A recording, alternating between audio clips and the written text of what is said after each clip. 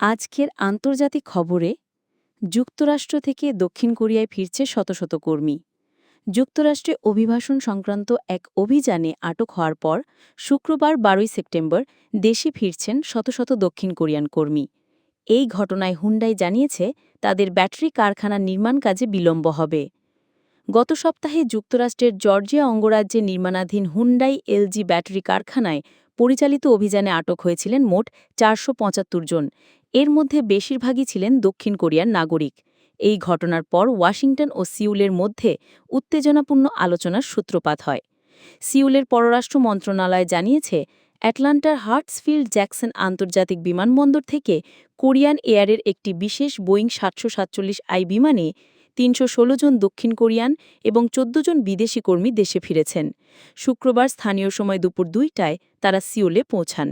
পররাষ্ট্র মন্ত্রণালয়ের একজন কর্মকর্তা বলেন, অ্যাটলান্টায় সবকিছু শৃঙ্খলিতভাবে সম্পন্ন হয়েছে, নির্ধারিত সময়তেই বিমানটি ছেড়ে গেছে। জানা গেছে, যুক্তরাষ্ট্রে পরিচালিত এই অভিযান ছিল একক কোনো স্থানে সবচেয়ে বড় অভিযান। এটি প্রেসিডেন্ট ডোনাল্ড ট্রাম্পের অভিবাসন কড়কড়ির নীতির অংশ হিসেবে পরিচালিত হয়েছে।